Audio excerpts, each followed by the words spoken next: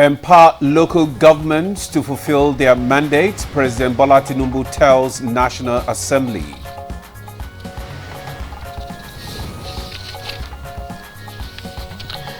End to internal displacement in sight as federal government calls for global partnership and state action plans.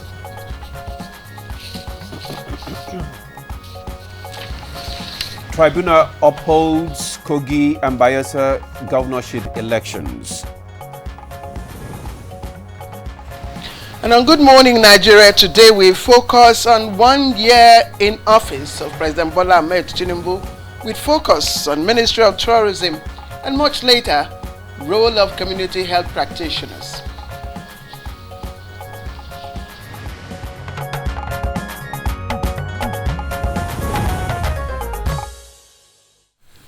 The beauty of Nigeria is in our diversity, a melting pot of different cultures embedded in a scenery of nature and tourist sites. Absolutely. From Mambila Plateau and Yankari Game Reserves in the north, Obudu Cattle Ranch in the south, to Ikogo Seawam Spring, of course, in the west, not forgetting the Wunike Cave in the east, just to mention a few, and Nigeria is your kaleidoscope of conservation. Across the world, tourism has evolved to become one of the fastest growing industries, but Nigeria is yet to fully tap in the potentials. And it would also interest you to know that 2017 tourism report from the World Economic Forum suggests that travel and tourism, that's T&T, contribute about 2% to Nigeria's GDP compared to Seychelles, Cape Verde and Mauritius. Demola. As part of his dedication to unlocking the myriad of benefits that are inherent in tourism industry, President Bola Tinubu, on assumption of office in a visionary move, created a separate Ministry of Tourism with Lola Adejon at the helm of affairs. And the move was applauded, marking a pivotal moment in the nation's commitment to foster its tourism sector. And just like yesterday, the administration of President Bola Ahmed Tinubu is 1 year. And in about 24 hours from now, of course. Now, the Ministry of Tourism seems to be making bold steps in elevating Nigeria as a must-visit destination, to contribute not only to its economic prosperity, but also to Nigeria's global image.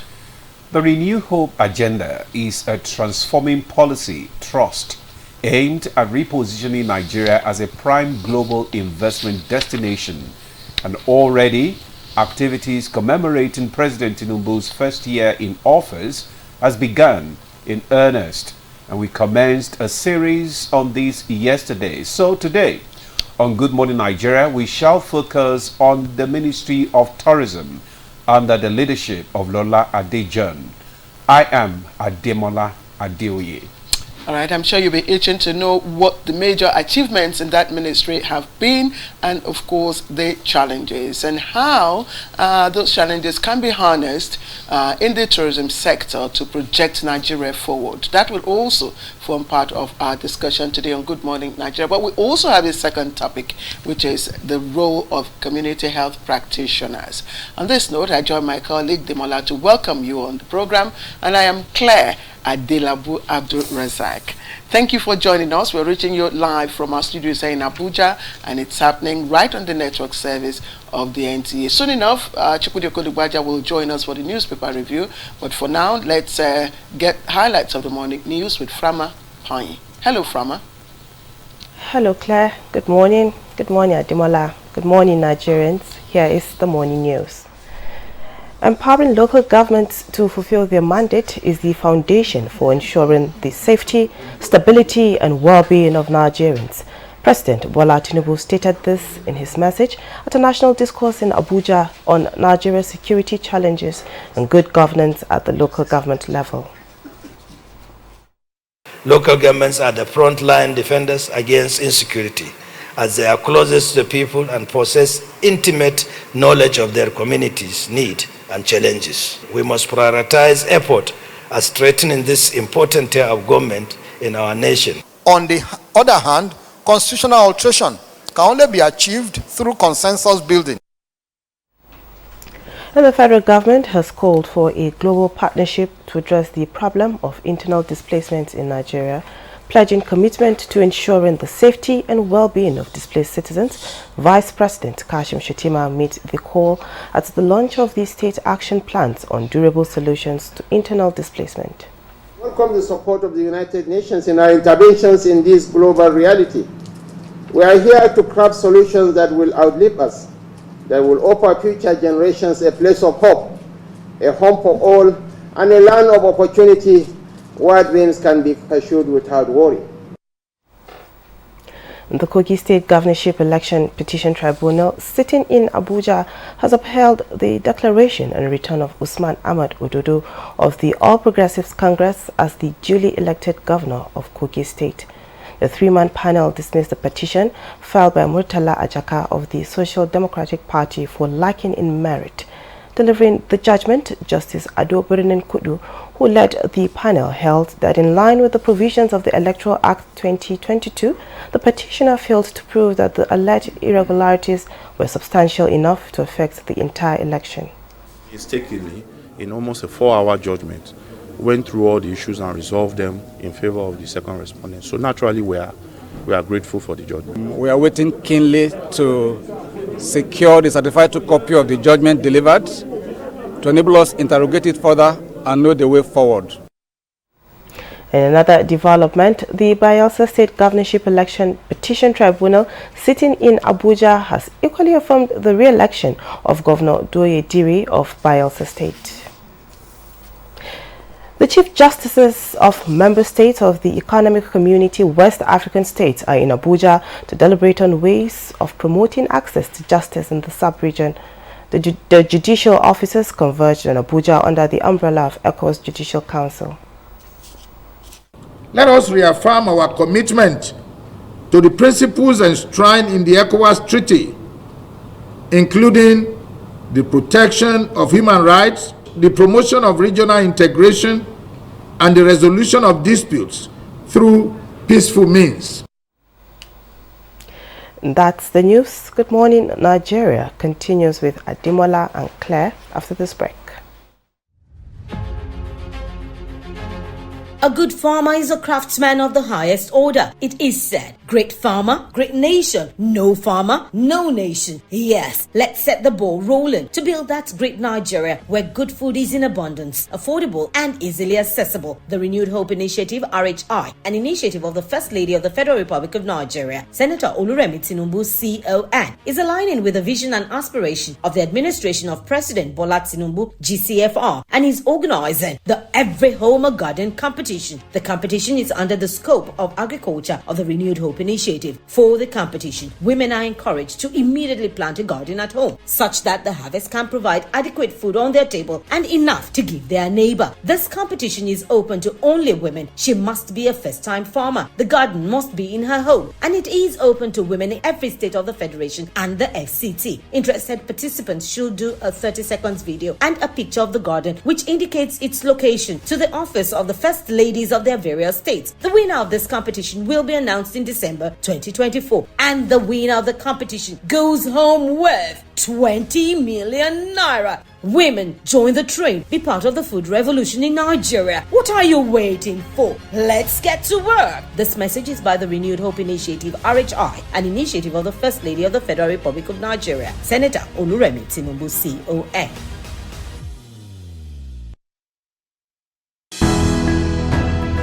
The counsel of our fathers. My advice to these young people is please do not take us back to those harrowing days. You probably do not know what it is. Nigerian youths, let's build our nation together.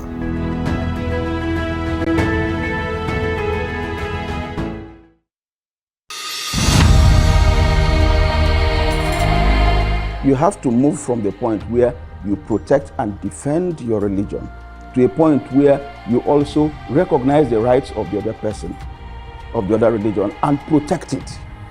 So if I am protecting my own territory and my own people and trying to emphasize their rights, and protect their rights, I should also be thinking about how to protect the rights of the others. Both Islam and Christianity recognize and defer to God, and both recognize the temporariness of the life of this world, and that ultimately we all go back to God for the day of reckoning, when everybody will render an account of his life on this temporary abode.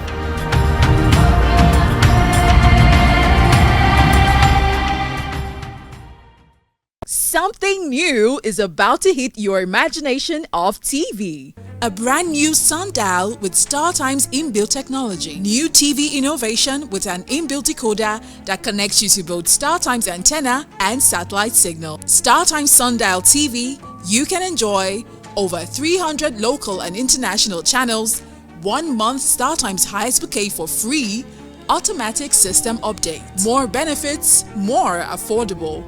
StarTimes Sundial TV is available in all StarTimes branches and dealers countrywide. StarTimes Inside, entertainment inbuilt.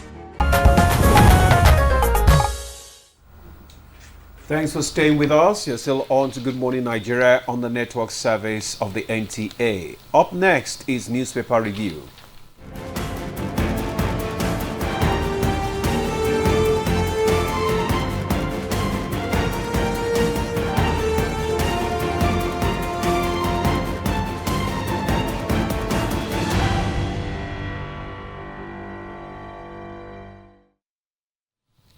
All right, welcome back to the program. You're watching Good Morning Nigeria. Time to welcome Chukwudi Okodugbaja for newspaper review. Can't you see that I'm doing UTME exam? Chukwudi, good morning and How welcome. are you doing? Good morning. Demola, good to see you. Good to see you too. Wait a minute, did you take a short time out? How? Okay, I just have this feeling that maybe I'm not seeing for about 5 days. Anyhow, no, we don't have a lot of time today. All right, let's quickly take a look at the papers now. New Telegraph is leading with federal government suspends Air Nigeria indefinitely. And it was Ethiopian Airlines trying to fly our flag, says Kiamo. That's the Minister of Aviation. And just below the picture story, Fagbemi, why state electoral commissions should be scrapped. Wants powers of CX transferred to INEC. And INEC begins continuous voters registration exercise ahead of September 21 Edo election. And there are other stories. Now, on the right-hand side, that should be to your left, Children's Day, Tinubu emphasizes family values of honesty, hard work, and others. It's on pages 4, 29, and 30. Nurture your curiosities. First Lady tells children. And Shatima wants global partnership to address IDP's challenges. It's on page 5. And of course, court. Kanu Court stops Bayero, others from parading themselves as emirs, orders police to evict Bayero from palace. Details of that on page 26. And just the last one from this paper, and that will take you to the top of the paper. And CBN, credit to economy up 2.3% to 92.8 trillion naira in April. Currency in circulation hits 3.92 trillion naira. And okay, and this is just a tip. Eating more fruits, vegetables boost quality sleep, and that's according to a study. Okay, I have the Blueprint newspaper, and the major headline on the newspaper, it's conditions of LG Council's worrisome, Tinubu Abbas. The third tier of government in bondage, the sex should be scrapped, Fagbemi. Court restraints Adobayero for orders as Kano emirs. Kano state government seeks Tinubu's intervention. And below, we have the picture of the ministerial briefing, the performance of the ministers for the past 1 year. Federal government provides 750 million to tackle erosion and flooding. Details of that story can be found on page 18. 38-year-old man hacks father stepmother to death in Edo. Details on page 15. Agric added 309 billion naira to Nigeria's economy in 2023, Kiari. And the details of that story can be found on page 21. And just at the top, we have Tribunal upholds Diri Ododo's victory as Bayelsa governors and Kogi state governors. And Okoye delighted at another Super Eagles call-up. Chooks, it's over to you. Yeah, let's quickly tell the Kano people to please handle it in a very calm and orderly way. I'm talking about the tussle over the emirship. As far as the state government is concerned, they have named their emir, and I want to think that it is the state government that has powers to administer the traditional councils and the states and all that. But that's not to say that if anyone feels that they have been wrongly treated in the entire affair, that they can speak up. No, not at all. The important thing is that Kano remains one of the centers of pride in terms of that stool in Africa. Just like Benin, just like Ibadan, you know. Like I'm not saying that any chieftaincy is inferior to any other, but these are really shining lights. Concerning. And we must also commend the people for holding the peace up to this stage. Oh, it's sure. Yes, I mean that's remarkable. Yes, knowing what Kano is, not just to the north, but the country. In terms of them, So we really implore them to continue to keep the peace. A funny one here: the chairman of the Conference of Speakers of Houses of Assembly, that's Adebo Ogundoye, I think, says states are kicking against local government autonomy on fears that the federal government may use the local governments, may incite the local governments against the states. I don't know what that kind of argument is. The important thing is this: the letters of federating units spell out how they should work, and the argument is that local governments should be autonomous to a certain extent rather. I don't, as a bystander and maybe a journalist, think that there should be a lot of confusion concerning interpretation of that. But then the matter has gone to the Supreme Court. The best thing is to wait for the Apex Court to adjudicate on the matter. Yes, I wanted you to quickly speak to the issue, the lead story on the front page of the New Telegraph, and of course it was, all over the media last night when the Minister of Aviation spoke. Federal government suspends Air Nigeria indefinitely. It was Ethiopian Airlines trying to fly our flag, says Kiamo. And if you recall, Chukwudi, that this was this Air Nigeria was unveiled just at the end. It was the end of the administration. You got a spanking new aircraft, in a hurry, and that's why we must caution against. Haditsirika magic. We must caution against government officials hurrying to impress their bosses and commissioning white elephant projects. And this is, but again, when this was happening, we had our lawmakers. They were all there. Why is it that it's just now that this is unfolding?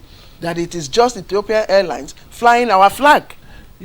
Claire, you asked a very important question.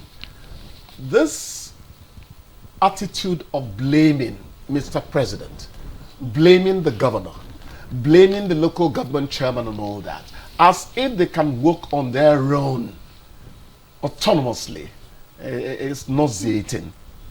It takes people in the civil service for a minister to be corrupt, to get certain things done.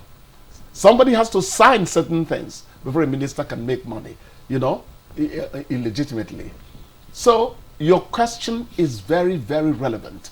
Where were these people when these things were happening? Exactly. In fact, we should introduce our law, in our laws, the principle of collective punishment. Yes, because you have legislators oversighting the Ministry of Aviation, at both chambers. But actually, maybe because it was done in a hurry, so they would not have enough time to go through the necessary procedures. No. It was I'm not defending them, actually. I'm just saying. It was done in suspicious hurry. Because the manner and the way it was carried out, it was is it that it's because it's no longer there? Fraud. Is it that because it's no longer there? It was all striking. We had a program on, was it a Bendel television in those days? We called it, It Couldn't Be Happening. You know, things that happen, koro, that should not happen. You know, that's anyway, the former minister is in court. He's been granted bail anyway, alongside his cousins and it's some members okay. of Let his family. him have good opportunity to defend whatever accusations are against him. Look at this other story. Fagbemi, why state electoral commission should be scrapped? Now, this is going to generate some very interesting conversation. Whom are we imitating in this presidential system? The states in the United States, I want to use them as, I mean, the democracy we are really imitating.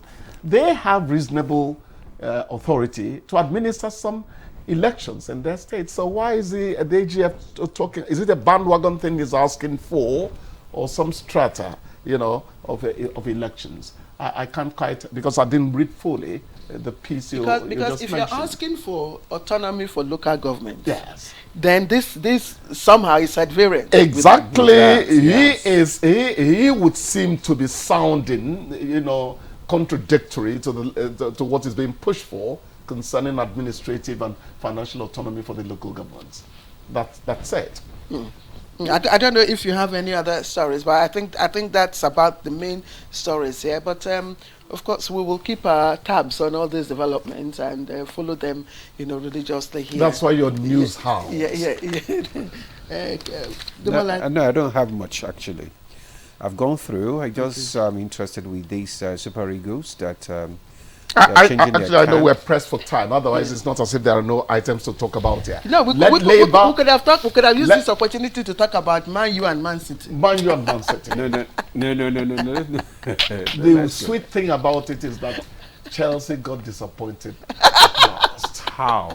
Demola, don't dare stand up there, because I'm ready to give somebody an uppercut. Don't you try it. They thought they had qualified for Europa.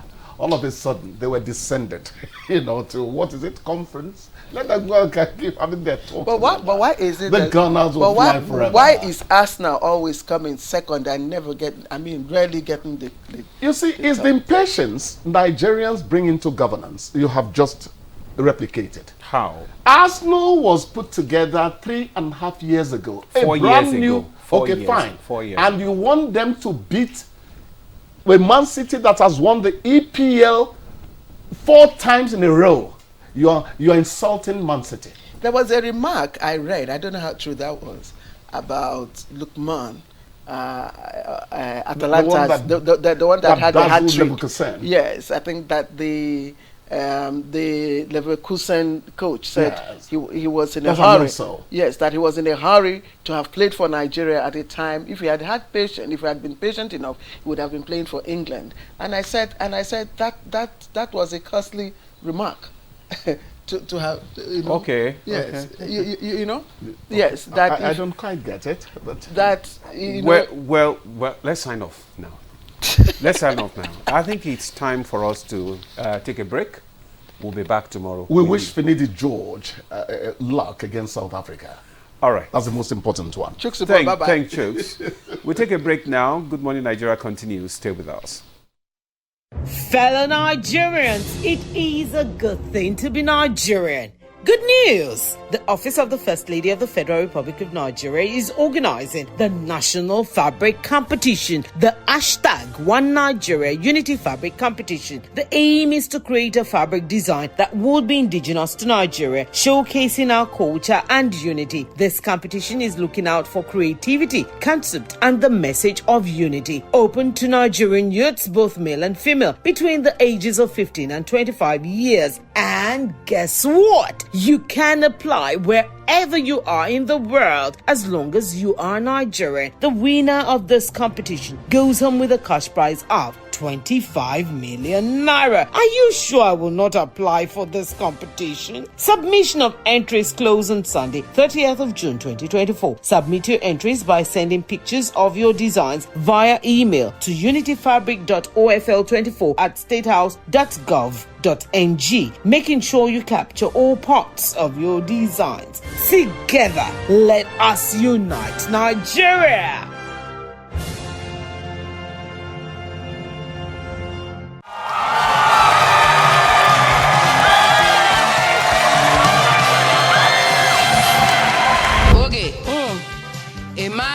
ready to have a family if he doesn't have dash? A wife. A wife.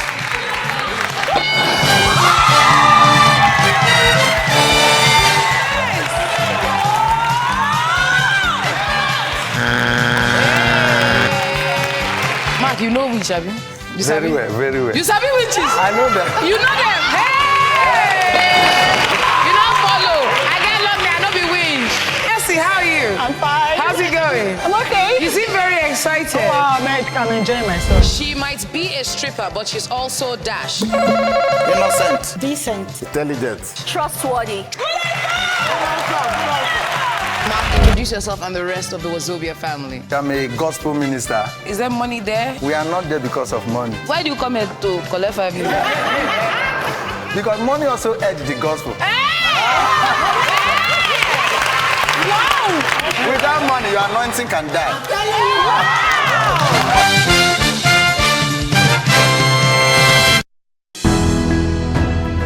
The counsel of our fathers. I will urge and advise our younger generation to use talent and brain to sort out problems, not arms.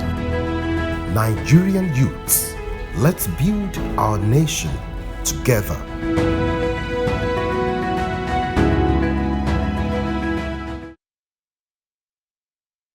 The lights are on and the stage is set for dreams to take flight.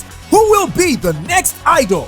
Watch Nigerian Idol live performances every Sunday at 7 p.m. and you get to decide by voting for your favorite contestant.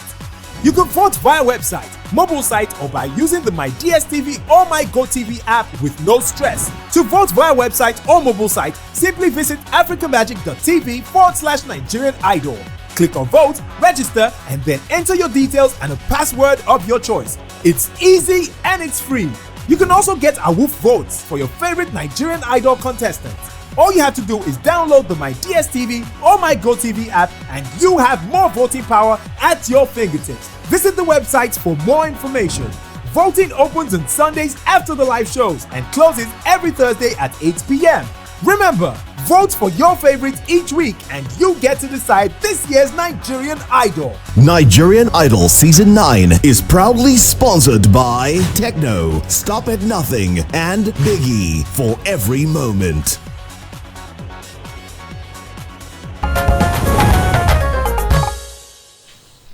All right, welcome back to the program. If you just joined us, you're watching Good Morning Nigeria, and it's happening live here on the network service of the NTA. And just a reminder, our conversation today is on the 1-year anniversary of President Bola Ahmed Tinubu, and we're focusing on the tourism sector.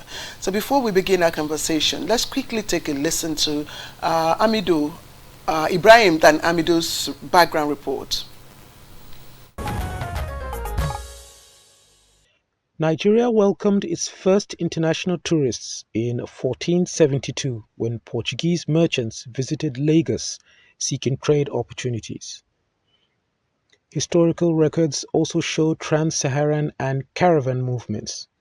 Since then, the tourism industry has experienced significant growth. Over 5.5 centuries later, Nigeria's tourism industry continues to attract investors worldwide. The federal government's tourism policy aims to boost foreign exchange earnings, promote balanced regional development, support rural entrepreneurship, create job opportunities, and facilitate cultural exchange and integration between rural and urban areas, thereby promoting economic growth and social cohesion. Since assuming office 1 year ago, President Tinubu has made notable strides in the Ministry of Tourism, with a vision to promote Nigeria as a premier tourist destination globally.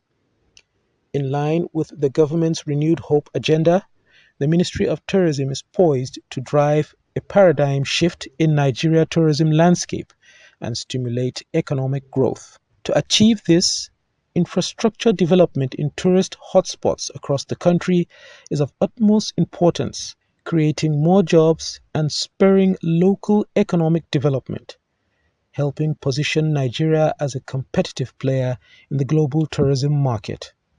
However, Nigeria's tourism industry faces unique challenges, not due to a scarcity of attractive tourist destinations or rich cultural heritage, but rather because of obstacles such as underdeveloped infrastructure, insecurity, inadequate funding, corruption, and effective implementation of policies and plans.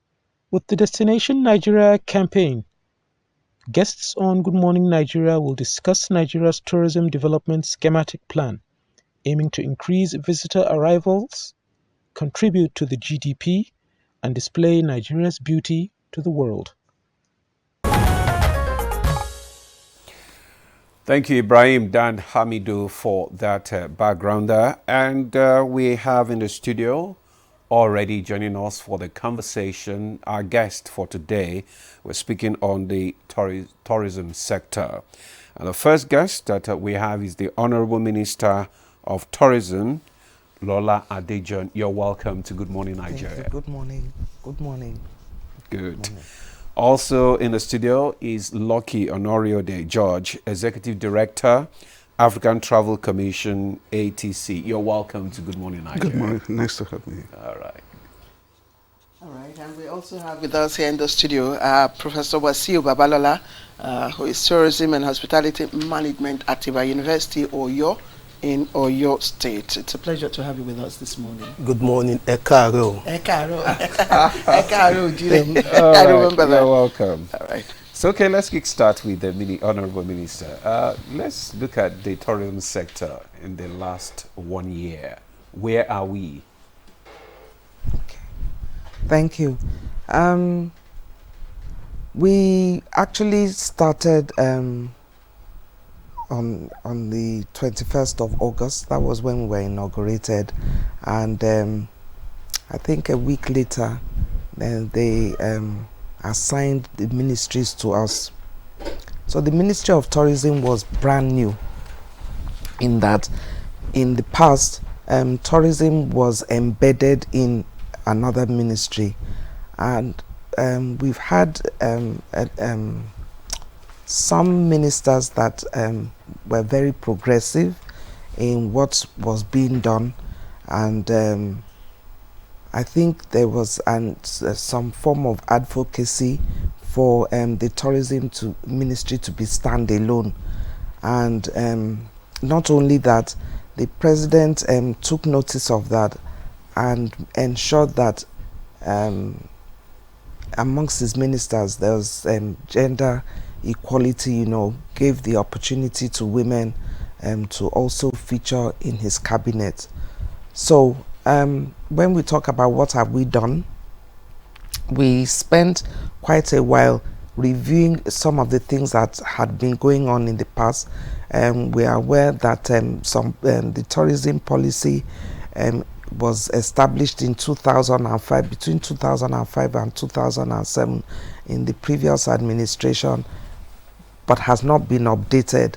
The United Nations World Tourism Organization had written to us and said that it needed to be updated, and so in the past few months they've been a review. They've reviewed the tourism policy. I think the first draft will be on my table today or tomorrow, and from there we will see the gaps in the policy and also come up with a committee to we will announce what the gaps are, and then we will put together a committee to make recommendations for the policy. Not only that, we used to have a presidential tourism council. That is the highest body for tourism related matters. We've discussed it with Mr. President, and we're waiting for that council to be inaugurated. We've spent some time, not much, because we have to be in the office. We've gone to some of the tourist assets, and we are aware that our tourism assets are a bit moribund. I won't say a bit, I think I'm being generous with the term. They are moribund, and we've gone to a few, and I'm pleased to announce that some states in Nigeria are taking tourism seriously. The governor of some of the states, are making use of their assets, and they brought investors to build up their tourism assets. They've been, in the past year, there's been interest in ensuring that tourism takes place in the, as a revenue driver in the country. In fact, the goal is that if everything goes right, tourism, the revenue from tourism should be the number one revenue generator in the country. What we've done also is we are reviewing the classification of hotels in the tourism accommodations and establishments. That has just started, and we're looking to ensuring that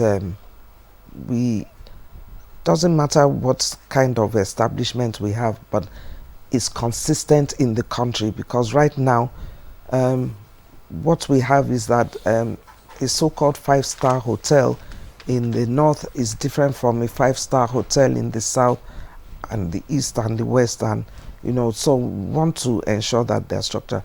Then we're also working with the states. We've had a meeting of the commissioners for tourism in the states. We had an annual general meeting. It's the first time this has happened in a long time, and the reception was very good. The reception and participation was very high.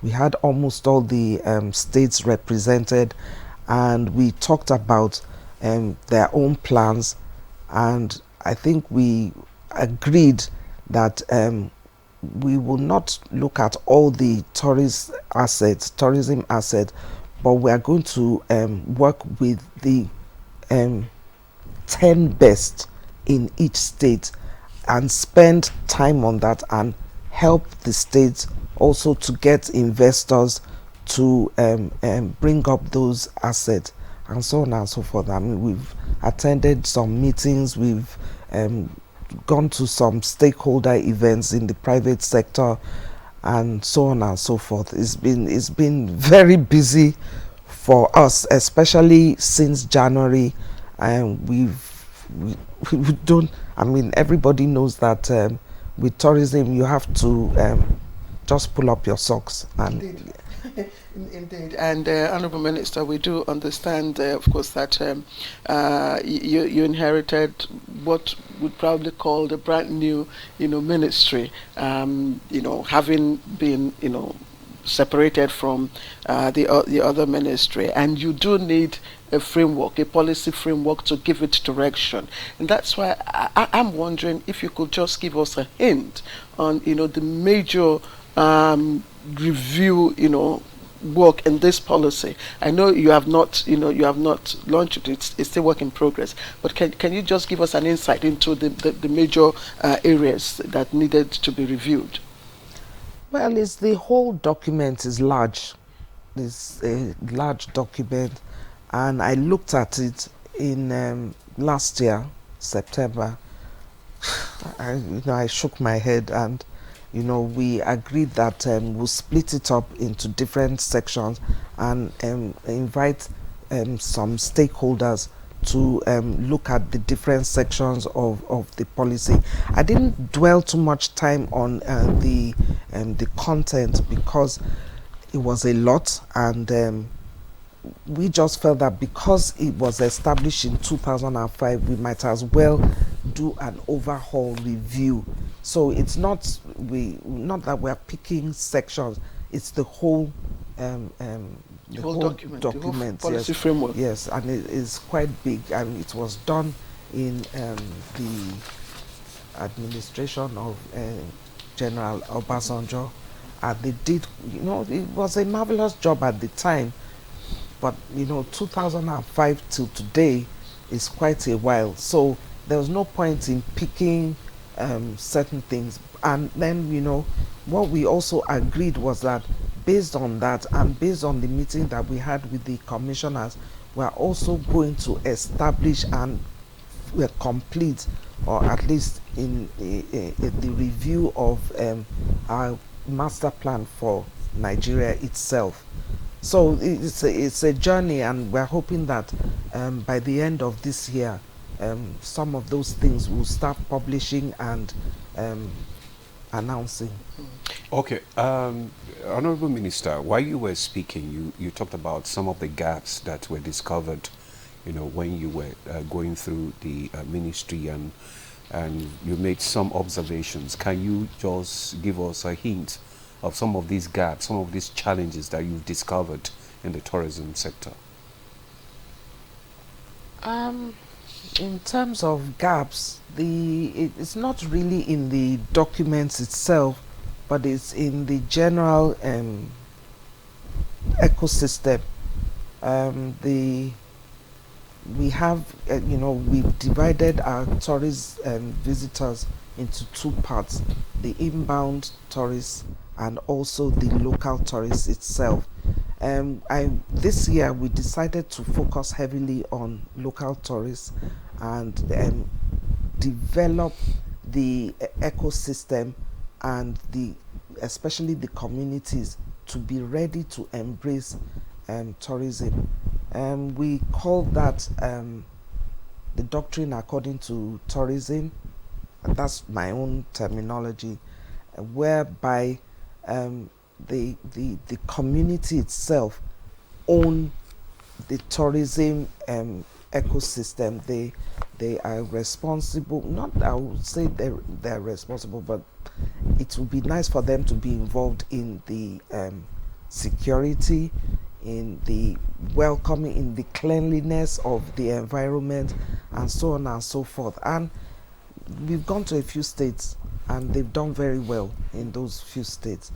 For inbound tourists, it's another kettle of fish, and there are more stakeholders that are involved in inbound tourism. We have also security, but on a wider level. We have the airports, aviation, we have roads, we have visas at the airport, and so on and so forth. There's a lot of cleanup to do, and we hope that the Presidential Tourism Council will bring out some of these things and ensure that things that we'd like to be done are done. And we're also working with stakeholders, especially in the private sector, because we can't do anything without them. They come up with the suggestions, and we're hoping that they'll be members of the Tourism Council. It's not, I think Mr. President doesn't want to have big crowds, so we're working and seeing how we can manage the numbers, because everybody wants to have a say. And yeah, that's all right, Honorable Mr. Before we expand the conversation, and I just would like you, for emphasis sake, and because we are looking at the different, you know, ministries in 1 year under the president here, can you enumerate by data or metrics of the increases that you have achieved so far, what you have been able to do within your sector? Can you just enumerate for us? You have told us about your working, of course, the 10 best tourism assets that you want to work with in each state. So, in terms of metrics, we were given, you know, every ministry was giving KPIs, and it's a good job that we had the KPIs, otherwise we won't be focused on what we are doing. We tend to go on tangents, and we have all sorts of people coming to bring proposals and what have you. But in terms of the numbers, we are supposed to ensure that Nigeria is sold, you know, in the most best positive light to the rest of the world. We are supposed to engage, and for that, I wouldn't say that we haven't done anything. The groundwork is, in progress, especially in 3 months. We are positioning our website, the internet, so that we have virtual tourism itself, and so that is also important because we want to expand our tourists, especially in diaspora. We want to ensure that we are engaging our communities and getting the communities involved in the line to increase employment. When we go to the communities, when tourists go, we want to buy some basic things. We want to buy some gifts, some souvenirs and things like that. So in that part, I would say that we've done quite well. I would say that about 20% is not much, but in the very short time, I think we made significant inroads into that area, and it's being welcomed.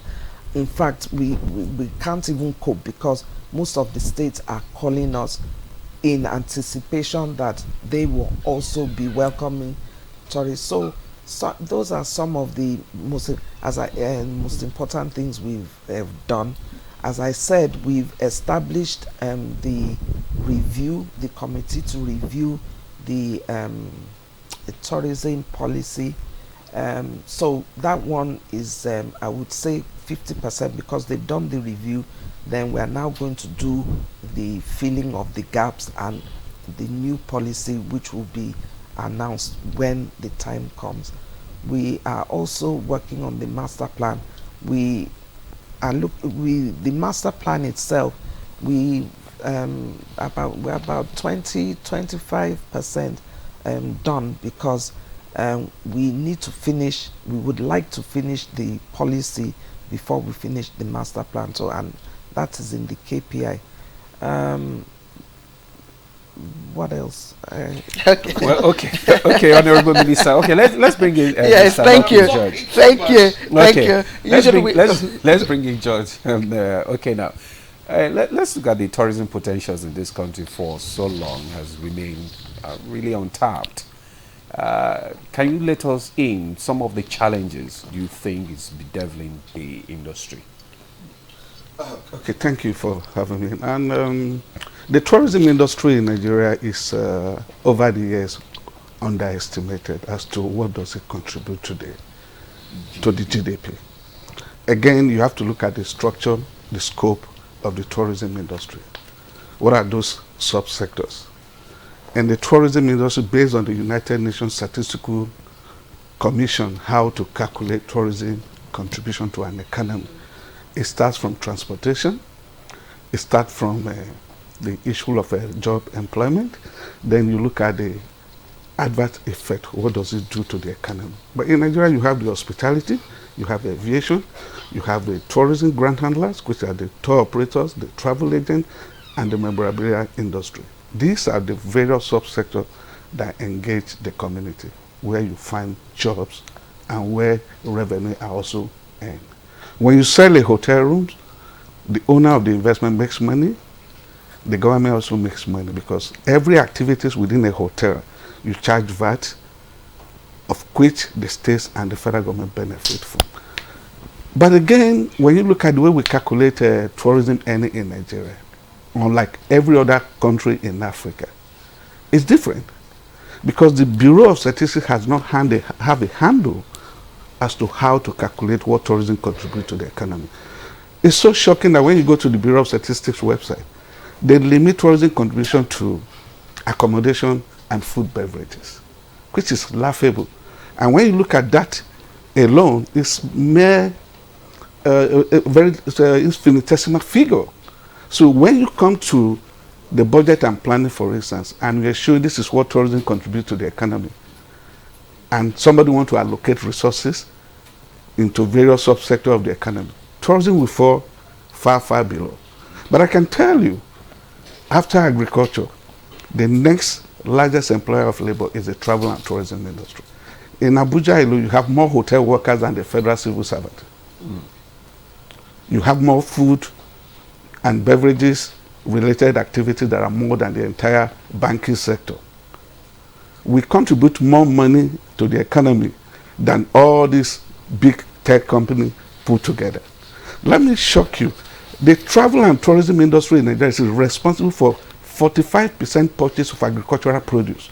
If you remove the hotels and the restaurants from purchasing agricultural produce, the entire economy of Nigeria will collapse. And that was what we witnessed during the COVID crisis. So, in Nigeria, for instance, we are a federal country. The states have their own ways of how they want to run things. You know, for instance, the Supreme Court judgment of 2013 that removed some of the functions of the federal government back to the state. So at the federal level, the job of the honorable minister now is just collaboration, coordinating, and marketing and promotion. So this is what people need to know. And I'm happy the honorable minister said that she has been meeting with the commissioners. This is the only way you can collaborate. But, okay. Okay, let's bring Professor Wasiu Babalola to this conversation. The Honorable Minister said one of the KPIs is to sell Nigeria to the outside world. And I'm wondering, given all the dynamics playing out within the country, how sellable is Nigeria within the context of tourism? Well, thank you so much. First and foremost, I think as an industry player, we need to appreciate Mr. President for listening to the yearnings. I know a lot of activism were done, and we thank him for giving us a tourism ministry. Now, the separate tourism ministry. yeah, no, separate. It's separate now. Standalone. Yes, standalone. Yeah. And it's also good that he gave us a maverick into that ministry. Somebody who's independent. And if we look at, you need to sell. You know, intentionally I decided to put on a traditional cap so that I can. The Yorubas will say, "Eniba madashofuni tongue elako wo." Sorry, I am from Oyo, so I have to say this so that they will but know. You also need to translate. Now it's well, in translation means it's more of you. If anybody promises you something, you need to look inward. Does he has what he wants to give to you? Whosoever wants to clothe you, you have to see what he's wearing. Well, that is the literal meaning, but he has money. In other words, we have to look at what the minister is wearing. No, not. It is more of when somebody promises you something, you have to look at what is the worth of that person. I can't promise you an helicopter when I'm driving a bicycle. That's what it means. That's it, yeah. Now, if you look at the trajectory of this Ministry of Tourism, I would like to say if we have to compare what we have now to what we had since 1999, as at today, well, tomorrow I may come in and say the minister is not doing well. It's within the purview of my freedom of expression. But as at today, I'll say she's 60% ahead of anybody who has been in charge of that ministry within the 1 year she has been. Not even less than a year, within like 6 months. 6 months. Compare their 6 months to our 6 months, I'll give her 60% above whatever the highest person has scored. And it's so easy. 1999, I've been an investor before I moved into academics. The question is, how many ministers of tourism have I seen in industry events? I'm just seeing her close, so close today. And I said, Madam, thank you. I've seen you from afar. 3 private sector initiative, investments, career opportunity, other events, apart from state events. And there's something she did. In less than 5 months, she has been to Ekiti State Store. And she visited virtually everything Ekiti has to offer. Do you know the first plane crash site in Nigeria is in Ekiti. Nobody is saying it. It was, if not for her, I won't go. Yes. And now, I think we had that on our news as well. Yes, and after she left Ekiti, she went to Lagos to visit some of those things. It shows when the seller of a product is saying it is good and the person is eating it, I can tell you everybody will join. So we are already in the path. Now, before now, we have products that does not have a father. We are merged with culture, tourism, blah, blah, blah. Now we're on our own. But you see, creating us on our own, we need to be careful. There is now a challenge that has been created for us. Creative industry and arts. Those are tourism product, part of tourism product to sell. So the next challenge for those two units is to learn to collaborate. It's good we have two. So we are going to be using two budgets to sell. The arts, those are the products we sell. Now, I will just give you a good example. It will be absurd for somebody to want to come to Nigeria because of our hotels, or because I want to see the slave trade. I would rather fly in a day, spend the night, and disappear. But we need to have the festivals. So I can come, stay in the hotel, visit a site. The next day, I'm having festival of Asun in Ondo. And I say, look, Ondo is not far from Ekiti. Let me go and visit the first site. Now, the art, these are the experiences people want. So we are going. So my rating that ministry now is the first 6 months. In the next 2-3 years, we want to see more of collaborative effort between those two areas. You know, I'm sorry to interrupt, and I didn't mean to do that, but because you talked about festivals, you know, people going from Ekiti to Ondo to look at the Ikogosi swing, or even to Butukatu Ranch, and these are sites, historical sites that people are no longer talking about. I mean, it used to be Obudu, for instance, used to be a beehive of that. People will go there. You go to Argungu, you talk about Argungu Fishing Festival is still on, but what are we selling really in terms of tourism? Where are the products that we need to sell? Yes. Okay. So, my brother here has mentioned that I went to Ekiti Ikogosi. Ikogosi was a bush. 6-7 months ago, the concessionaires spent 2 weeks clearing the bush and engaging the community, using the community to redevelop the place. They say they're only 5% done, but I slept there. So it means that, and my standards are quite high, and it means that it's already usable. I went to Obudu. We didn't announce that in the media, and they are also working. I slept there. The plan is to bring it up. The president is very, very keen on that place being in full use as a retreat, and it is one of the most beautiful places I've ever been to.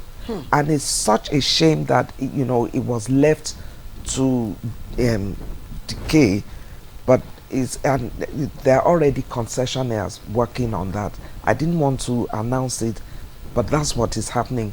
It's also coming up, and so many other tourism, even in Lagos, in Badagry, the point of no return.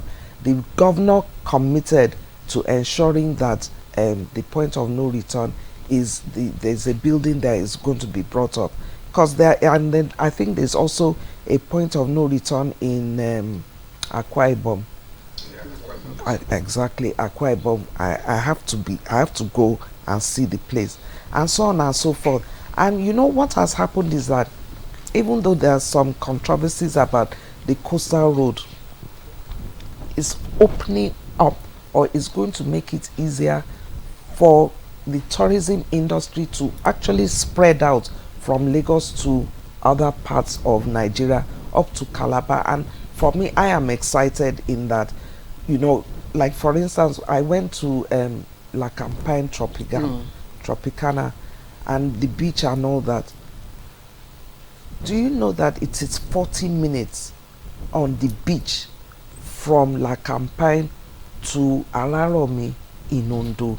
and that is untapped beach. Then not to talk about untapped beach also in Akwa Ibom.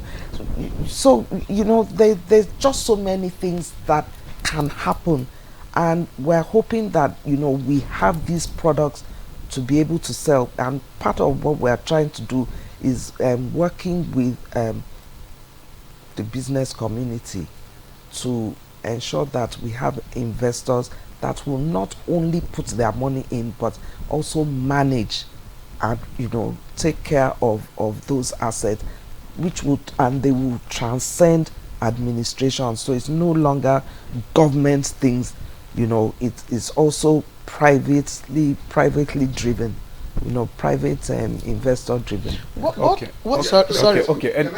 yes, I know you want to add to. Because the tourism industry is a very competitive one. From the African perspective, and what we have done, we're into research, marketing, and advocacy. Nigeria ranked number 9 in West Africa in terms of tourism industry activities. Nigeria is not a volume destination. It's not a leisure destination. Nigeria is a business destination. So we must separate all this. So you are but that was also why, you know, the KPI was given to her. Yeah, but we have the potential. So make it, blow it up. Now, what attracts leisure travelers? The volumes. You need to study and look at the facilities. What drives such market? We don't have that here, because volume of people go to a beach resort, places like the Gambia, Senegal, Seychelles, Mombasa and Kenya, when you have thousands upon thousands of people coming to the beach. They stay 1 week in the beach environment. They go out maybe once or twice to the hinterland to visit other attractions. We don't have that kind of industry. What we have is a mere business environment. Okay. So therefore, our inbound tourists will be very, very little. How do we begin to turn that tide? Yeah, just in line with this question, I want to understand what you mean by business. You know, we're just because I asked this because we have festivals also.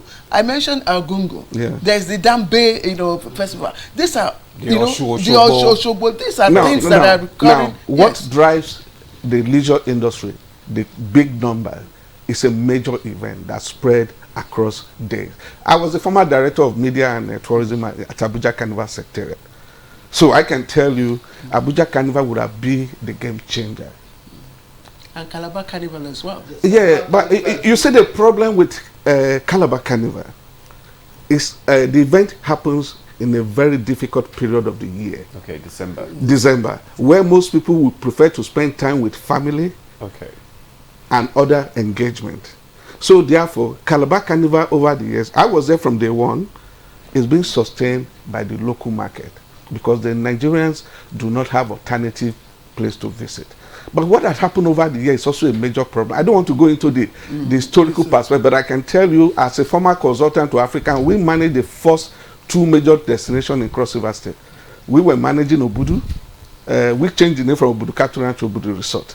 And we were also managing the Lakeside Resort in Tinapa. So all these activities were deliberate by the state to boost local influx rather than the international influx. So what do we do now? Because he asked that question. We must. We are mindful of the time. Yes. So I think one thing we need to do now is what we're doing now.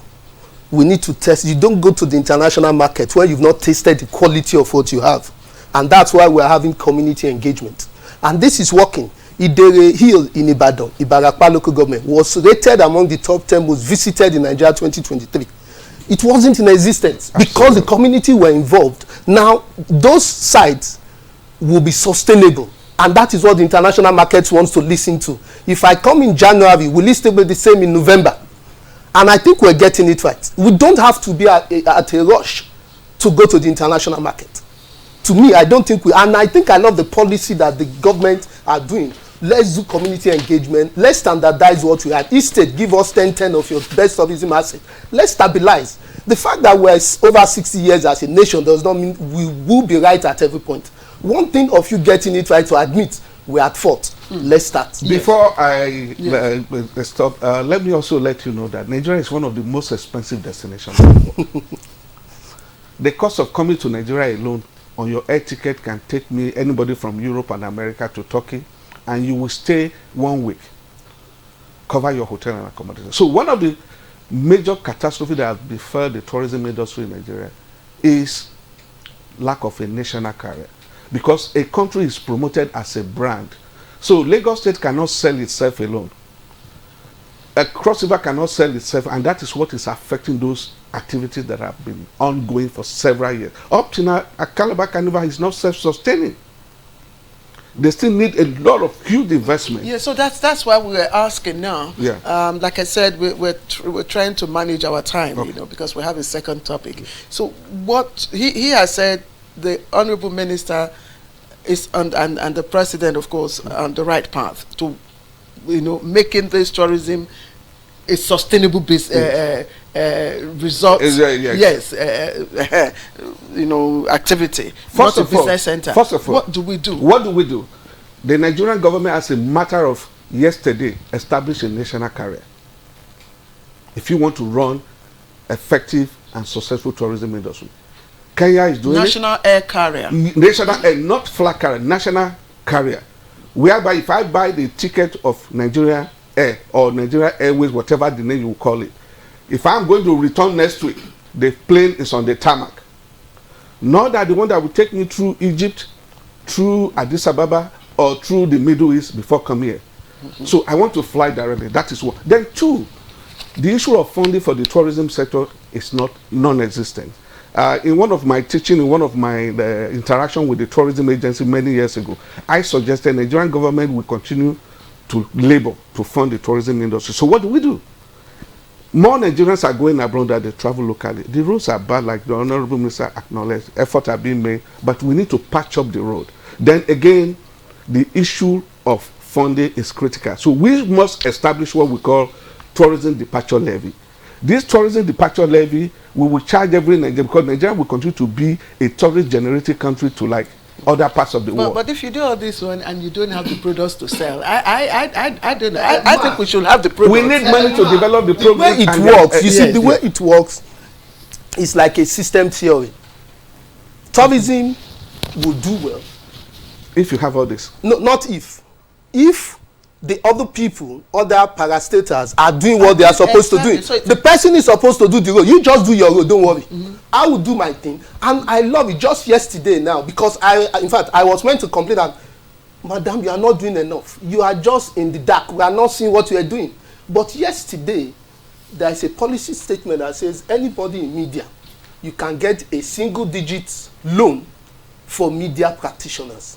That is where we need to catch him. So now we cannot have people like him. They can come and buy 2 hours to talk tourism and latch on this. So the government are doing theirs. As citizens, what are we doing? You see, that's where we need to focus. Now, if you go online, go to Twitter, what is good about Nigeria? Well, I think I'm leaving that generation, but they are still my generation. They start telling me the road is bad, blah, blah, blah. And I said, look, excuse me, what is bad in the road? I'm doing a research presently. But tourism transcends road now. I mean, we are deploying technology. The point I'm going is that technology. Yes. Are we? You see, government is doing this, doing that. What are we doing as Nigerians? That is my point. We have a role to play. You see, I need to take my students to Cotonou, and I called an agent. I said, "Are there challenges if I need to?" She said, "No, those challenges I can handle them. I'll do this, do this, do that."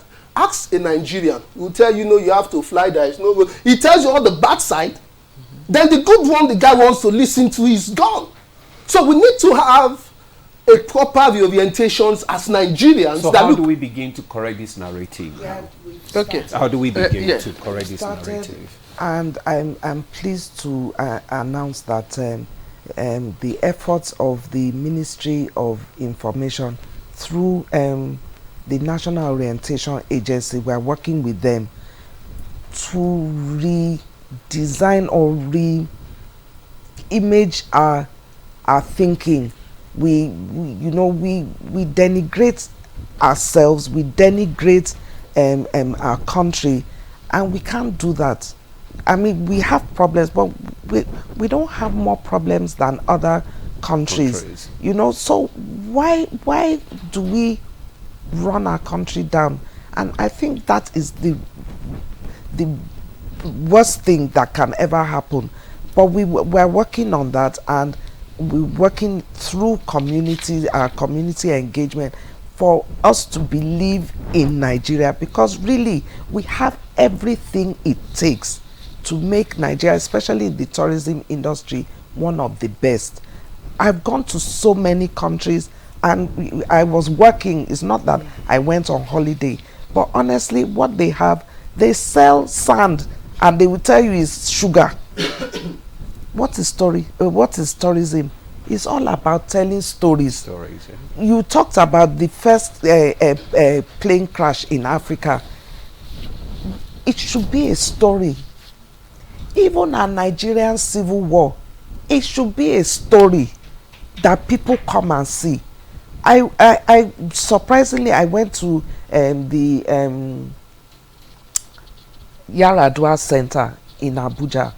I was astounded, you know, at the magnificent place and the amount of work. And these are things that we can be proud of. But what do? We run everything down. I think it's unfair, especially to the practitioners.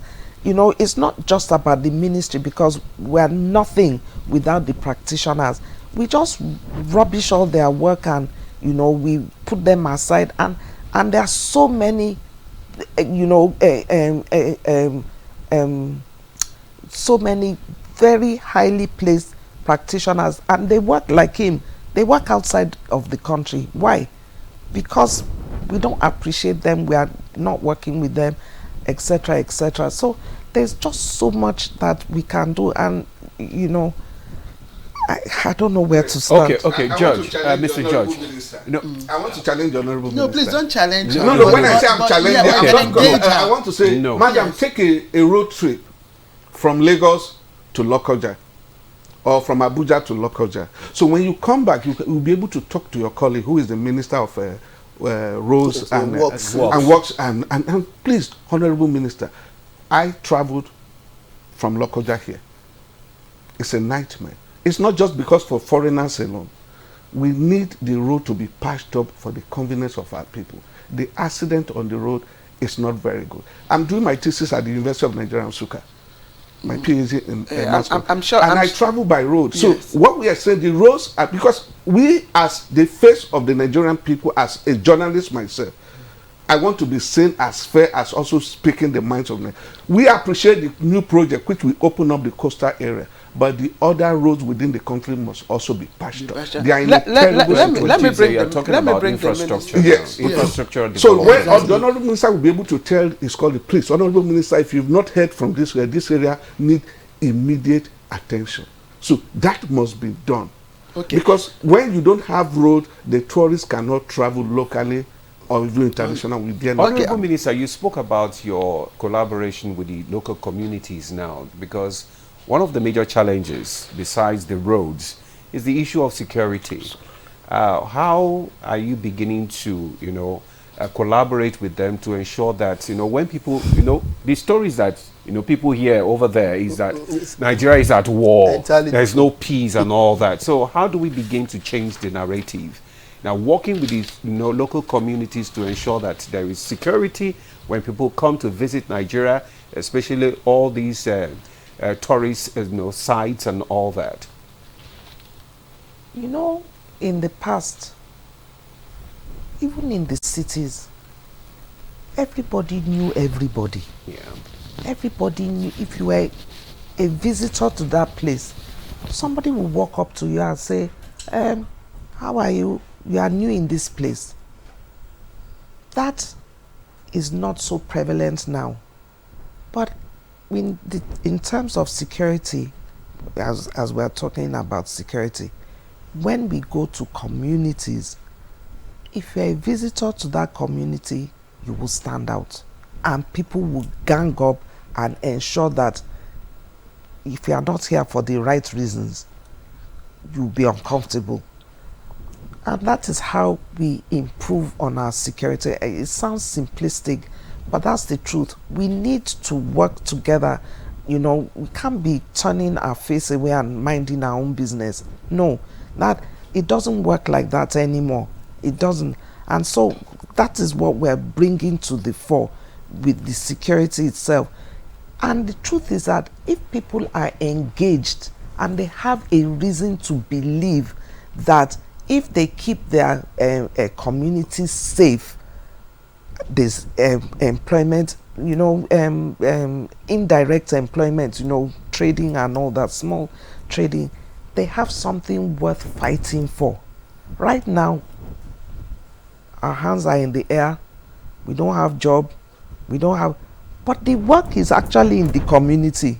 It's not really in the cities. The white collar jobs are so, they're unreliable. You can be chucked out anytime.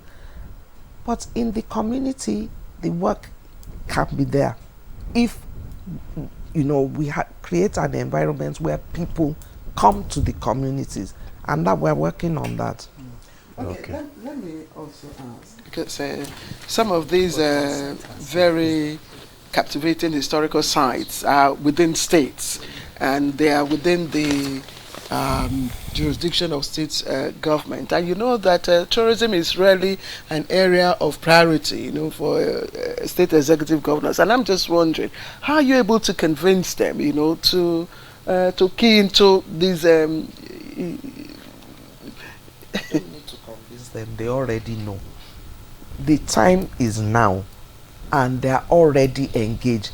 We are being invited to almost every state. Do you know that Yobe, when they were talking about tourism, I said, what's in Yobe? They said they have desert safari. Desert safari. And they also have insurgents in the place, but they managed to attract those insurgents to be engaged in tourism activities. Why would I? In Dubai, you have a desert safari. You know, we talk about the Agungu Fishing Festival. We talk about the Mambila Plateau and all the animals and all that. We have everything. We don't. In fact, you know, the states themselves even want to own it. You know, they want to, you know, it's like if we have a competition and we say which state, everybody thinks Lagos State is the #1 state, but it may change. It may change in the sense that the other states have products, they have festivals, they have sites that surpass what is available in Lagos, and we want to whip up that kind of sentiment. We want to encourage every site. In fact, when we had the meeting with the tourists, the commissioners for tourism, when we asked who would like to host the next meeting, we had so many people, so many states offering that. You know, then we have Edo State, who they have all the you know, cultural artifacts. And so on and so forth. There's just you know, everybody knows now that the money is going to be made from tourism.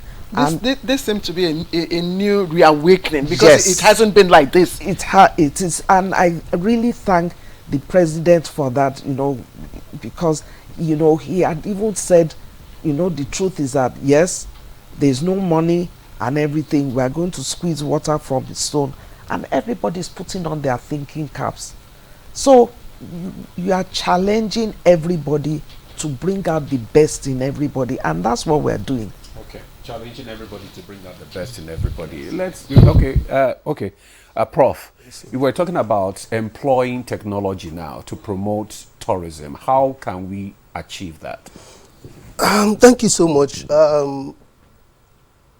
I took my students on a road trip from Oyo about 2 weekends ago, and I told them we're going to take the old road, and I was telling them story along the line, where it's close to this, we went to Oshun, we took Oshobo, we stayed at Oshobo a night, we went to Idonri. And when we got back, I said, guys, how much did you pay for this trip? The school, I told the school, you are not going to spend a dime. The students should come out. So we did a course before we went. We returned and they said, Oga, I think by during summer, I'm going to having some of my friends to visit and I'm going to charge them at least so amount. I was like, wow, why will you charge? I need to make money. I didn't know I can make money this way. Now you can see it has to be participatory. And these guys uses technology more than we generations. And before we return back, I started seeing my face on TikTok, blah, blah, blah. This is my professor on top of Idori, that we conquered Idori. Just look at that word. We conquered Idori. Will you join me to conquer? You can see they are very creative and they have this energy. So I think that's what we need to do. And the ministry, and thank you for asking me that question, because I've been looking at an opportunity to. Now, the ministry has 2 parastatals, NAHOTOL and NTDA. It used to be NTDC. I have issues with NTDC. It's not for this forum. We're going to at least discuss that. But the question pertains to NAHOTOL. Well, I've said it. I was in Abuja last year at a conference. Some of the directors are there. I told them, look, guys, what you are doing, you are not helping the ministry. The policy nowadays, government is not meant to compete with the private sector.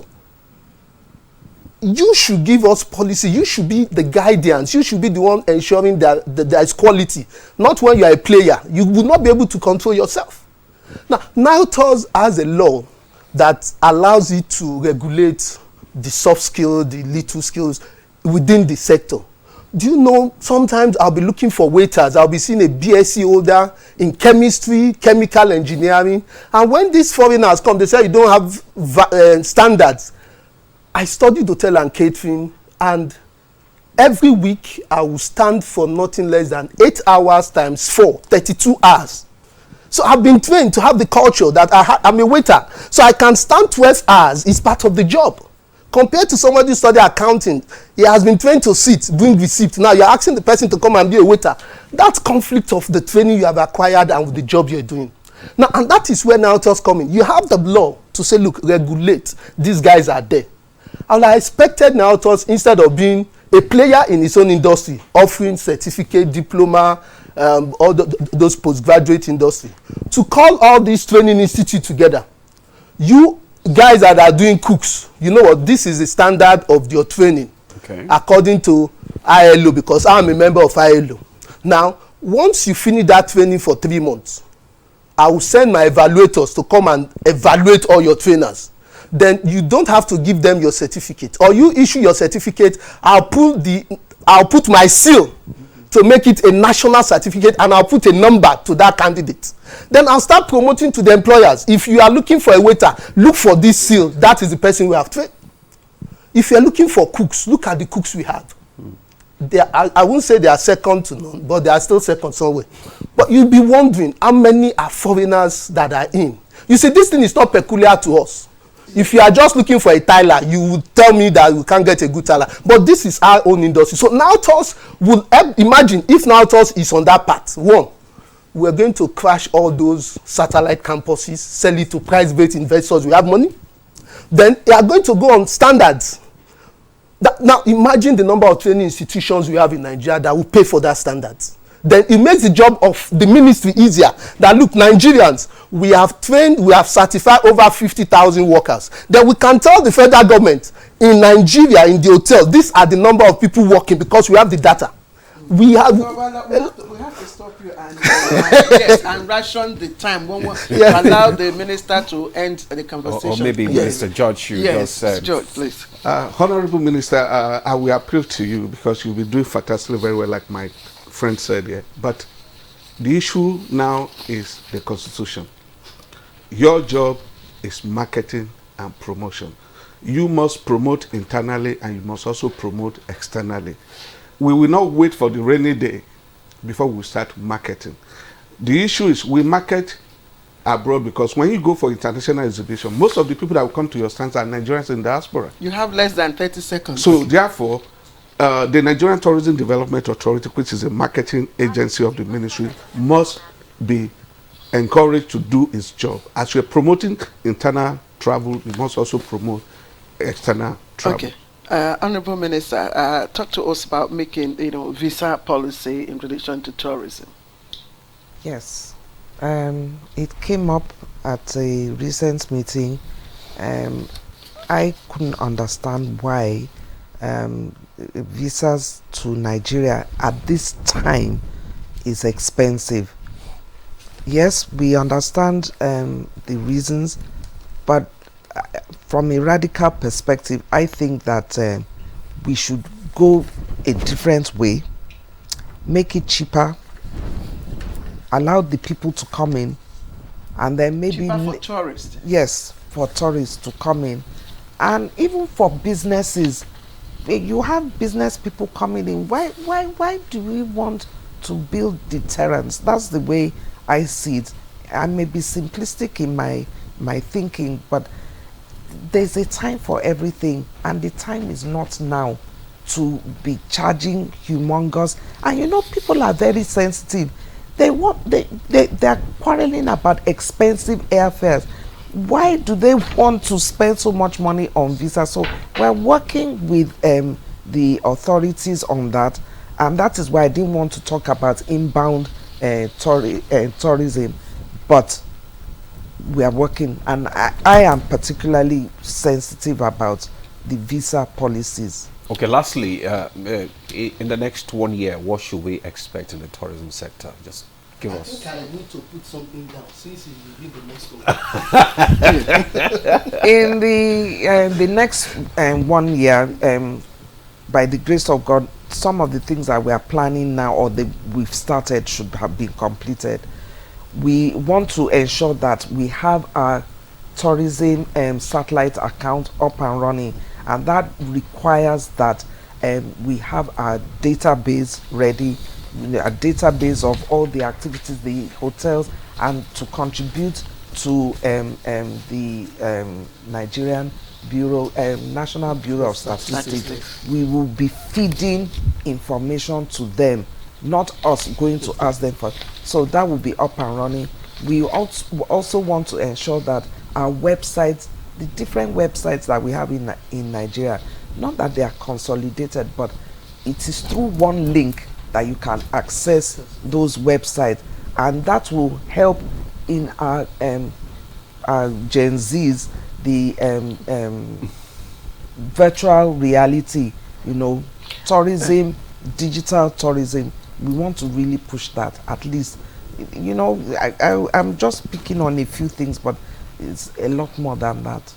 Okay. All right, Honorable Minister of Tourism, Mrs. Lola Ade-John, we'd like to thank you very much for coming to share your achievements with us within the past less than 1 year. And we thank you very much indeed.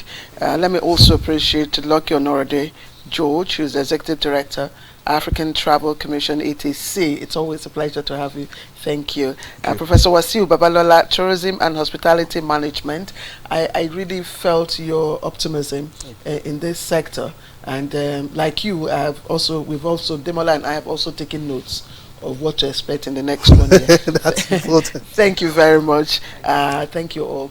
And of course, sir, we conclude this segment of Good Morning Nigeria. But don't go away. We have a second part of our conversation coming up in a short moment.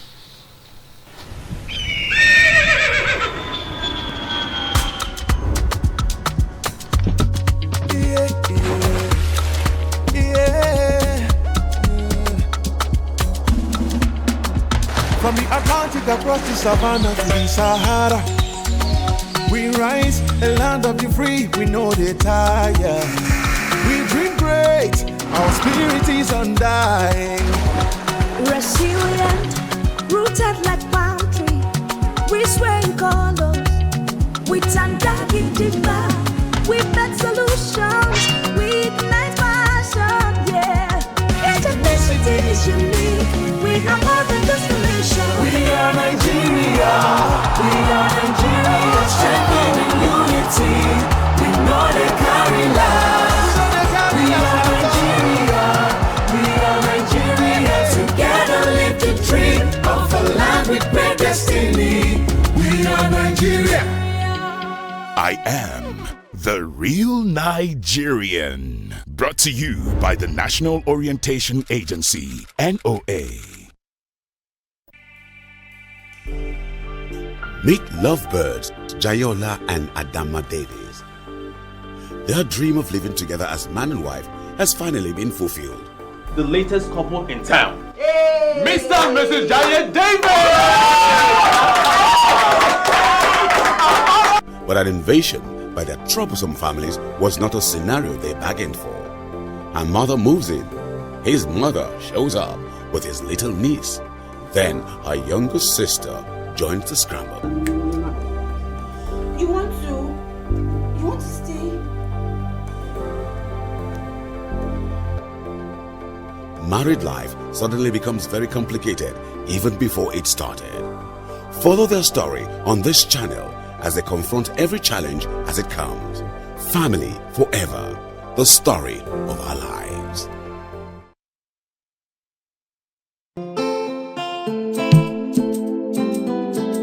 Nigeria means unity. Nigeria means freedom to me. Nigeria means greatness to me. Nigeria is indivisible. There is nothing you can do. We all have to savage it together and learn to love each other. We are indivisible. As a mother and a leader, I will always preach for peace and unity in this country, because that is the only thing that will give us progress. Though tribes and tongues may differ, in brotherhood we stand. And it is the woman that does that.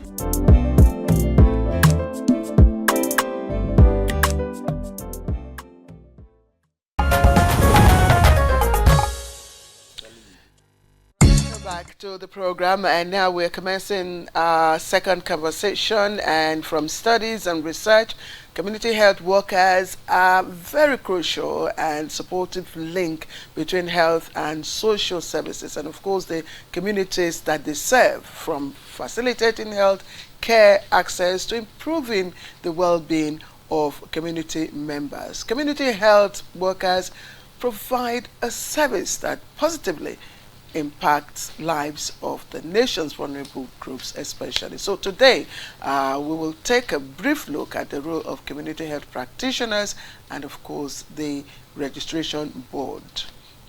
Demola. Yes, we have in the studio to talk more on the role of community health practitioners and its registration board. We have Shiono Benebo, okay, the former registrar, Community Health Practitioner Registration Board of Nigeria. You're welcome to Good Morning Nigeria. Thank you. We have Dr. Bashir Idris, also a registrar. You're welcome.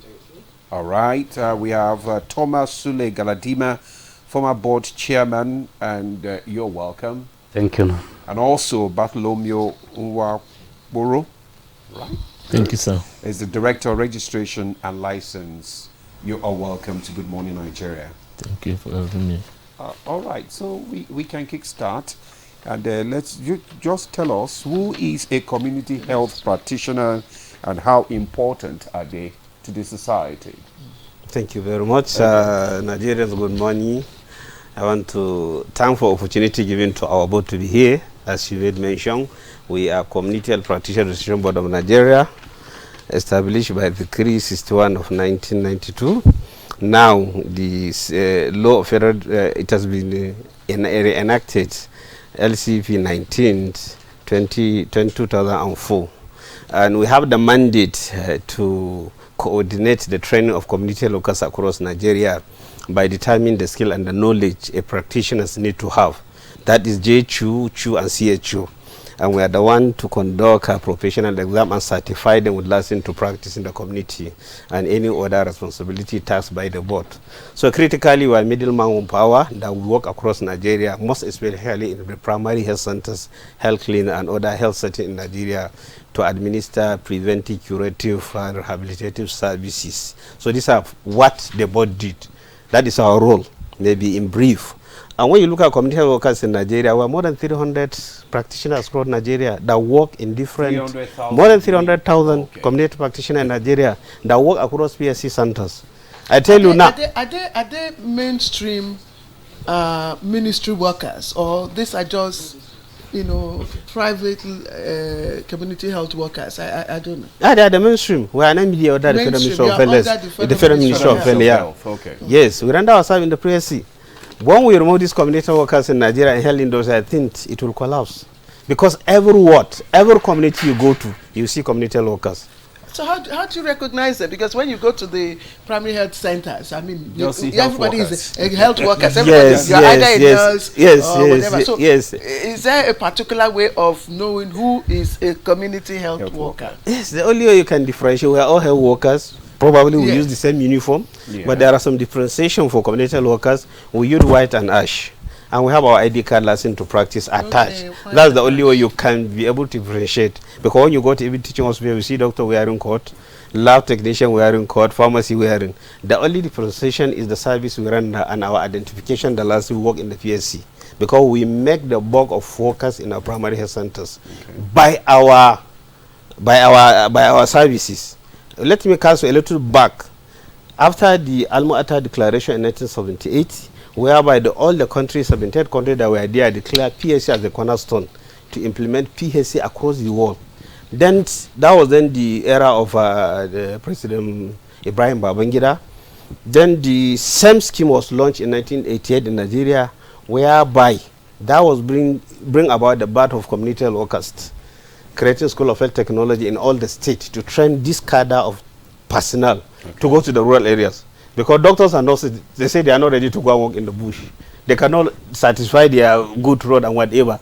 Then community workers were trained. They have to go right from the background in your training. You know, after you qualify, you go to the rural areas and work. That's why our name is community health workers. Okay. We've been selected from the community. We come from the community. We work for the community, and our name is community health workers. That's how our name come about. Because you know when you go, you have to go back to the community. Like, do you post people back to the community where you recruited them? We selected them from the community and post them to train. After graduating from the school, they go back to the community. Yeah, the same thing what happened to me before I became a registrar. I was picked from my community. Went on the take the training. After you completion that training, go back to the community because you know the terrain, you know the community. How do you do your selection process? How do you select them from the community? From the bottom, from the community. We look at the need assessment. What are the community that don't have much manpower, and what are the people around that area? Then they will select it. Okay, Girim was ABC. We take them to the school because right from the local government, the selection from the political vote, from the district.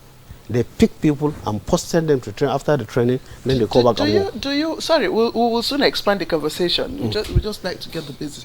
Do you just, because you are saying you pick people, he has asked you selection, and you say you pick people. Do you just, maybe you just come to my community, or you just come to this community of the studio now, and you just say, okay, Femi, who is the studio or you liaise with the community leaders. Community leaders and select people that have the basic requirement. Do they have to have certain degree of skill, related to health, or just maybe school side, or I don't know. What's the qualification? We select them based on their the need and their qualification.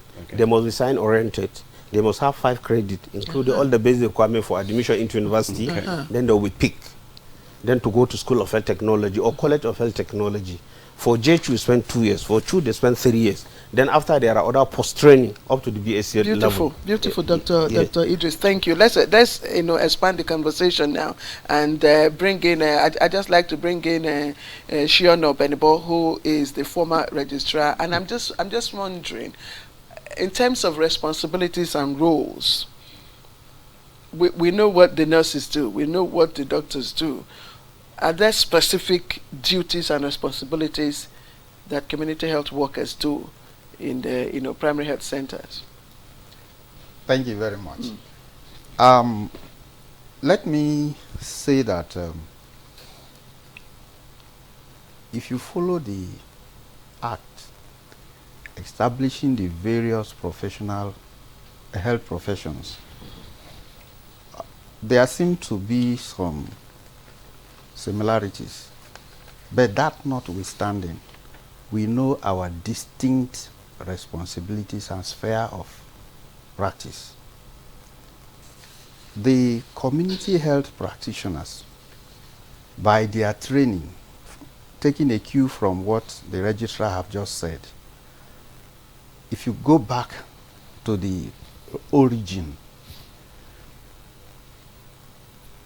are people that were trained because of the circumstance of the environment where they work to have more skills so as to be able to attend to the various health needs that come across their way. And therefore, their responsibility cuts across promotive function, preventive function. So you can have midwives? No. Birth attendants? No. Let's not mix the terminology, because we are not here as Nursing and Midwifery Council. So we cannot talk about midwives. Midwives, okay. So we are specifically community health practitioners. Okay. But by the nature of our work and where we find ourselves, our training encapsulates skills from some of these other sub-professional groups. For instance, you talk about midwifery. A well-trained community health practitioner is empowered to carry out normal delivery, to take normal delivery, to manage normal labor.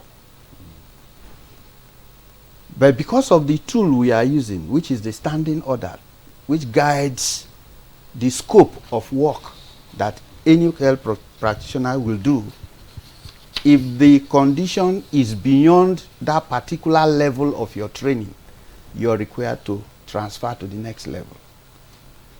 So the GHU has a scope of what they can do. The CHUs have a scope of what they can do. The CHOs have a scope of what they can do. And all of these are defined in the standing order. So, like I said earlier on, the services that the community health practitioner renders are both promotive, preventive, curative, rehabilitative. Okay. The complexity in the health system is what has made the efficacy of this category of workers appear as if they are not doing anything, because even when they are functioning, like when we came in now, you are saying when we get to the health facility with everybody working, how do you know who is who? Mm. And that is the challenge, because oftentimes the duties performed by the community health practitioner, the achievement gained by their activities are credited to other health professionals because of these misconceptions. And we just hope that with more enlightenment and education, there will be clarity to some of these Thank you issues. for bringing clarity to some of the activities of the health community health practitioner. Let's look at the standard and quality now. How do you ensure that it's of the community health practitioners are working, they have the quality, and they are, you ensure standard? Let me ask Mr. Bartholomew, because you are in charge, you are the director of registration and license. How do you ensure quality and standard? Yeah. Thank you so much for this important question. The Community Health Practitioner Registration Board, as a regulatory body, our core mandate is to regulate the training and practice of community health in Nigeria. And in order to maintain the standard, we make sure, first of all, that training institutions, that is schools and colleges of health technology, meet the accreditation requirement needed to train this cadre of healthcare professionals. Then after the training successfully, exams are conducted by the board and successful candidates are certificated. Upon certification, my department, the registration and license department, licenses those that are successful in the final professional examination. And in order to follow up, to make sure that standards are being maintained, often and on, we go on supervisory visit to healthcare facilities. Okay.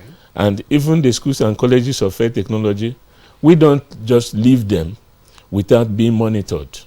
We carry out periodic spot checks to make sure that standard of training are being maintained. And we cannot, as a regulatory body, license anybody who don't meet the requirement, going through the rigorous process of training, sitting for our examination, before we can license them to practice.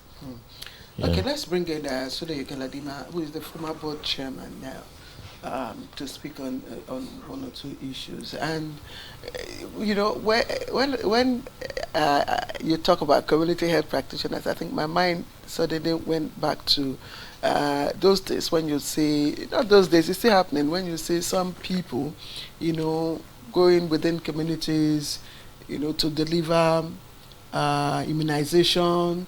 You know, they come, they knock on your door, they ask how many children do you have and all that. I want to believe those are, you know, members of you know, community health practitioners. So, and sometimes I take time to ask, you know, this group of people when they render this service, how do you do it? You mean you walk the whole, you know, length and breadth of this community, you know, rendering this service? So you really cannot, you know, quantify the value of the services they render. So what are you doing to really, you know, restructure and give these people, these practitioners, the value of the services they so, you know, desire? Thank you for having me this morning, and good morning, Nigerians. As community health practitioners is being trained, we have community-based function. And in community-based function, as one of its function, even in the training, is how you see them going from house to house doing this immunization. And community health are trained to deliver primary health care components. Precisely. So primary health care component, one of the key components is immunization. Curative, as he mentioned. In that curative, you manage common diseases and infections in the communities. Because of the training that was that every one of us went through, you observe that we are meant to go to where people live and work. Okay. NTA is a community. Lugbe is a community. Go to other settlements within Abuja, they are community. It doesn't really mean only in the rural area. Yes, I understand. So Sorry, I need to clarify so that you can respond within our time frame quickly. Okay. I understand that. What I'm saying is that these are the people that we see in the communities, and each time you see them, they look wretched, they look, you know, somehow unkept and all that. And this is not what, you know, I mean, the appearance of these practitioners, you know, are not commensurate with the kind of services. Yes.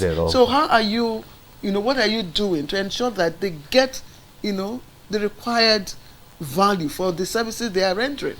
So, for now, just as we earlier mentioned, that this is a agency, a parastatal under the Federal Ministry of Health. And because they are under the Federal Ministry of Health, the board produce the human resource.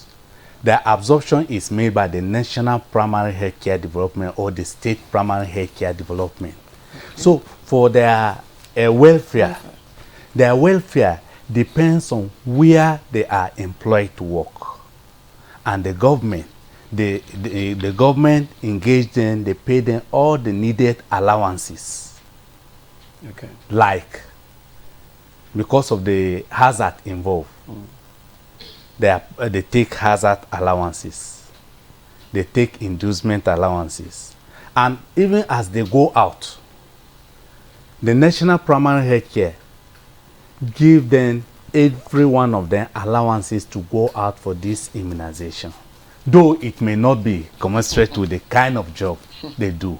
But because of the sacrificial inbuilt, which is also part of the training, which one of our logo is that the health of our patient is our first consideration. If there is any other thing, we consider the health of our patient first. And that is why you see even the risk area, they go and give this immunization where people live and work. Then concerning the incentive again, we know human desire is unsatisfiable. But we are still moving in such a way that the government should know the impact that these professionals are putting in, so that they can be also consider if there is any way they can motivate them further. Okay. You know, quite all right, in health sector, people are running from here and there because of the... I was going to ask Dr. Idris that question. Before I ask that question, I want to, because you know your members, they go from one community to the other. I've seen them in churches, I've seen them in mosques, I've seen them in some local communities. They just come in, we're having meetings, and they say we have come to, you know, do what's it called now? Immunization for the children. Do you, before you embark on search, do you like inform the communities that we are coming, or maybe the organization that we are coming to your institution today to do immunization and all that? Because we just see them, we just come in and they said we want to do immunization on a Sunday morning. We're having service, you know, that kind of a thing. Do you? Because some churches would just say no, you didn't inform us and all that. Then secondly, the issue of exodus, people jackpying. Most of the health workers have left. So does it affect your own, what is it called now? Okay. Thank you very much. Yeah, before I respond, I will respond to first your question that you asked my chairman, pertaining people that go to the community looking wretched like this. Actually, people during immunization this era, you know, there are polio campaigns. And during the polio campaigns, there are what we call the chief's agents. There are people that have been trained. Polio is not other technical to drop it. So there are some people that are recruited within the community. They are not community workers. Okay. But the community workers supervise their work. So when you see them looking Richard with no uniform, whatever, they are not community workers. They are people recruited for that purpose. Because there are what we call, National Primary Care has what we call chief agent. They will recruit certain people, train them how to drop polio and tally. They are not community, but the community supervises their activities. Because my board chairman mentioned they have 3 functions: community-based, clinical-based, and administrative. As a community worker, you have that function. Okay. Part of your community-based function, you need to go to the community. Then I'll come back to your questions. Before you embark on this polio immunization or whatever campaign, be it a malaria campaign, whatever meningitis, you need to plan effective mobilization, engage the community, and inform the community, whether churches or mosques. You need to tell them we are coming so-so date for so-so immunization. So they need to be informed. Sometimes there are misinformation because we have a social mobilization committee at the local government. Any activity going to undertake in that community, they need to be informed before time. So they do that one. Then the other question you asked me, issue of Java syndrome. Actually, we have it, but not much. But not much. Our people don't go out much. It's on few. Not compared to nurses and medical doctors. And the only thing we have more challenge in community worker, we had a shortfall. Let me just give you a simple analysis. Take Abia State. Abia State now, they need more than 11,000 community workers. By their period, they only have 1,000 plus. Take Adamawa, northeast. They need about 13,000 community workers. What they have is 1,000 plus. Come to Zamfara. Zamfara, they need about 13,000 plus community workers. But the only one they are now is not less than 900 plus. So for us, we have the human resource now. The only thing we're advocating for state government to make a policy or a plan for replacement.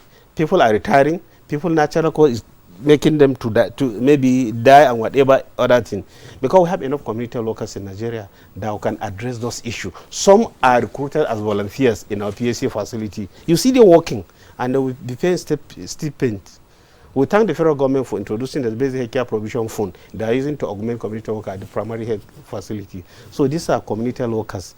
So I hope you have gotten my answer. We have to interrupt you because our time is far spent. Really, I hope that you'll be able to come back again. Yes. So that we can have a fuller, conversation. Because this is a lot of you. You can imagine Demola and I, are just asking questions because we are just learning. Yes. We hear community health practitioners, but it will be good to also expand the conversation. Yes. So let me quickly appreciate all of you for coming to share this perspective with us. Sule Galadima, who is former board chairman, we'd like to thank you very much, sir. Shiono Benibo, thank you. And of course, Bartolome Nwapuru, thank you very much for coming. Thank you so much. All right, and that's Good Morning Nigeria for today. We thank you for watching. Goodbye. Thank you. All right.